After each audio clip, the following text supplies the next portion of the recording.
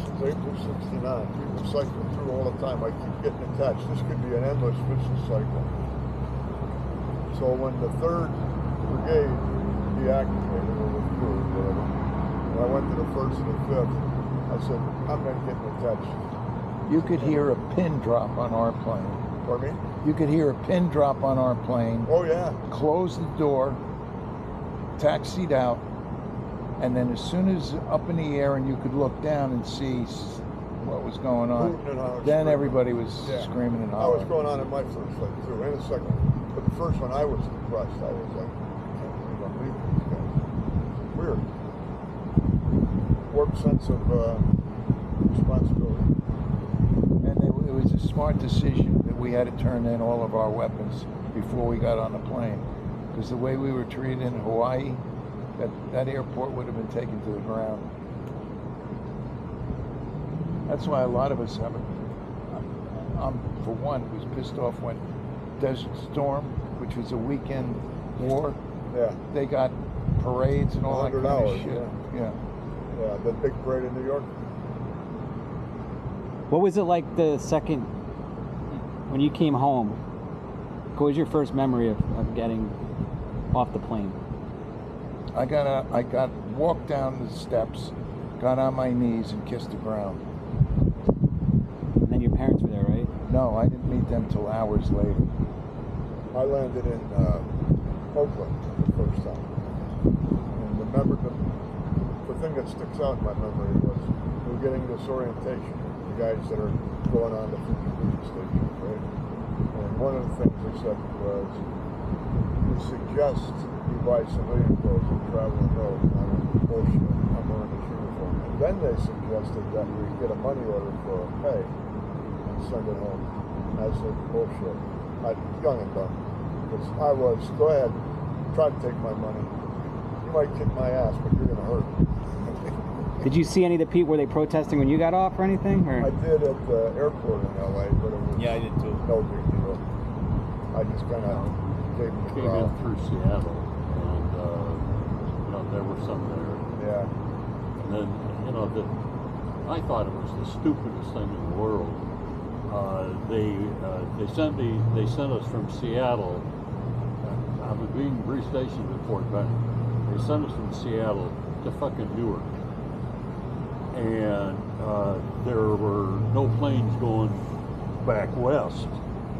I mean, I got to go back half the damn country to go back to Iowa. And there were no planes, so a whole bunch of us got into taxi cabs and we had to go down to Philly. That's great. I flew from Oakland to Chicago. And there was another turning on vet with me. And we decided to go have a beer. We missed our flight. We had more than one beer. So you have to wait till the morning to catch another flight, right? We don't have enough to go get a hotel. You probably did, but you screw it. Let's just sit here in the airport. I got my tie down, my hat off. Probably looked like, Freddy the Freeloader or something. The cop comes up to me, wakes me up and says, "You okay?" I said, "Hell yeah. I'm fine." He said, "Don't look fine." I said, "I'm fine." Compared to where I was, I'm great. Yeah, I did something similar going out to. I got to Oakland and they sent us up to what the hell is that air base up there? SeaTac? Huh? SeaTac? No, Oakland is Oakland no. Army Air Base. Oh, yeah, or Oakland, what's Oakland? No, I got San Francisco. Oh, yeah, okay. Up to, what the hell? Anyway, I had a fraternity brother who was in the Air Force who was stationed there. Okay. They put us up overnight in an officer billet.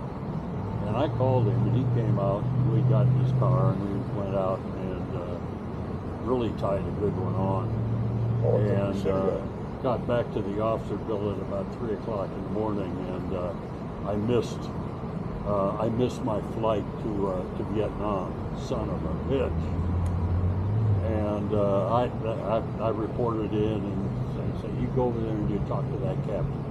And he read me the riot act. I said, "What are you going to do? Send me to Vietnam?" That was my attitude. Yeah. Give me a break. I'm 1 day late. Big deal.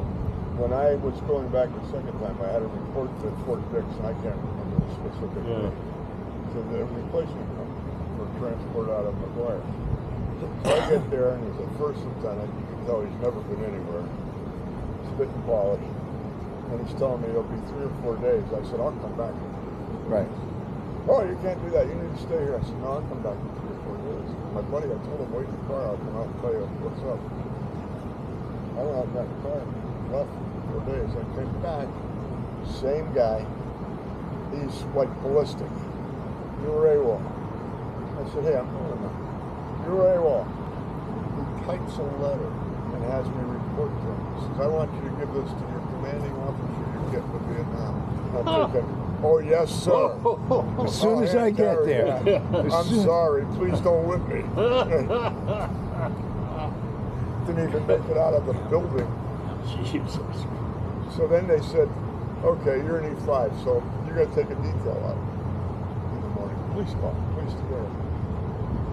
So I said, what's the area? He told me the area. The sergeant told me the area. 7. Got it. So I took the 10 guys with me. We walked around a corner building. I said, I'll see you in the mess hall at noon for lunch. What? I said, I'm not going to this area. I wandered off. Well, they gave me from graduating AIT infantry in Fort Lewis, Washington. They gave me 22 days leave. They didn't even give me a 30-day leave. They gave me 22 days.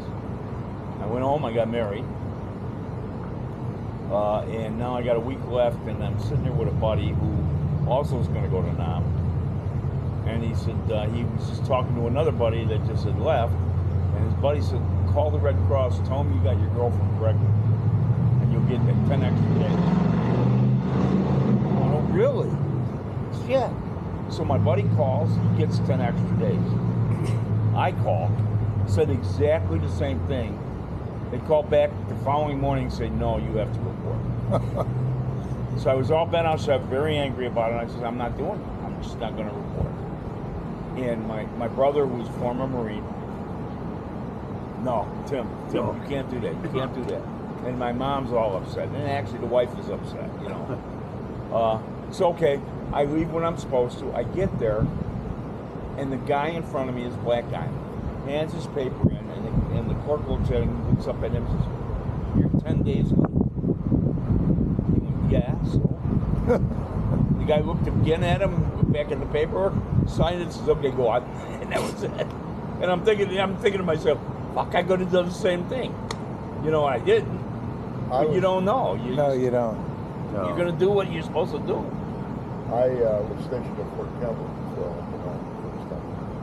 And I had orders for a 30-day leave. But the first sergeant says, we're transitioning anyway, if you want to go now. So I picked up an extra, I had 45 days leave. That's pretty And good. 30 only counted against me. So I got a free 15. Yeah, got the fix it. I'm out of here. Caught a bus to the airport in Nashville and away I went. Nashville, Tennessee? Pardon me? Nashville, Tennessee? Yeah, Fort Campbell. Clarksville. Most of Fort Campbell is actually in Tennessee. Yeah, it's Kentucky, that's what they say. Fort Campbell, Yeah, Kentucky, right. But most of the main Is in Tennessee? yeah, it's in Tennessee. So Nashville was 45 minutes away. Down 40A. Every payday, the cops would be all over 40A waiting for the GIs to go get Well, now it's in 24. Yeah, Yeah. yeah. Well, my flight over was most of my OCS class. 100 and whatever it was, 145 guys. That was almost the whole plane. Wow.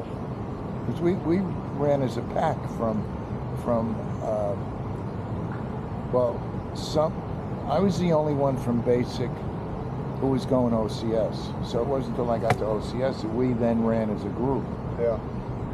And I remember I had a room, after we got out, two buddies of mine, we rented an apartment in Columbus because we were 6 months duty here before we went over. And Russ and I made it, and Tony Simonetti was the third guy. Never showed, nobody ever heard a word about him again. He might have gone to Canada. I don't know. I've been trying to find him for decades.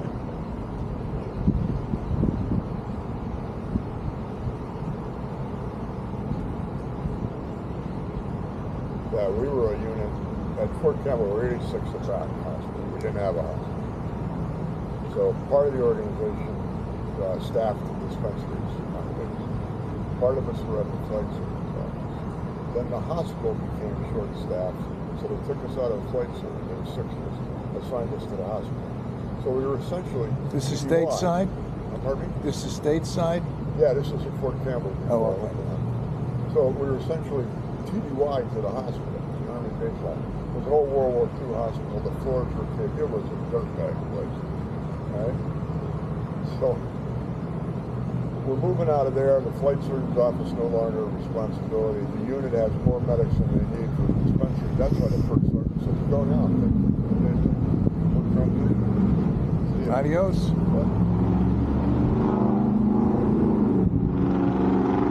First sergeant before him, my buddy and I got in a little trouble. Right? So the first sergeant before him told us we had to paint the orderly room. So me being a good PFC at the time said, what do you want me to paint? I want you to paint the whole goddamn thing white. I said, let me make sure I understand first. So you want this whole goddamn thing white? I want everything white. You painted the desk and the chairs? Everything white. He was like going to have a stroke. So he took us to the CO, and the CO says, listening to the first sergeant, he said, what do you guys have to say? I said, sir, the first sergeant, I asked clarifying questions several times, and he said, I wanted every goddamn thing white. So I'm following the last order first, and I painted it white. And the guy with me is like, there's Adam's apples going up and down. Figure we're going to the, we're going to jail. And the captain says to the first sergeant, did you tell them that, first sergeant? He says, yeah, but I didn't mean they did it literally. The captain says, you guys can go. Go to son. I was so glad when that guy left. He likely had it in for your happy ass. Oh, trust me. Trust me. I work at the flight service office Monday through Friday. And then I got the honor of working in the mess hall Saturday and Sunday. Oh boy, you were lucky. I never peeled a potato. Really? I heard through basic and AIT the worst duty in the kitchen was the grease trap. Yeah, it was. Oh, Yeah, I heard that Absolutely the too. worst. I didn't have to do it. I did Yeah. KP, but I didn't have to do that. So the first sergeant would tell the mess sergeant, these two are shitworms. Oh, yeah. Get on them. So we got every crappy job. And I just kind of chuckled about it. I didn't know what the heck. I didn't have any money. UFC made what, $120 a month before deductions or Yeah, something? Yeah, pretty much. Yeah.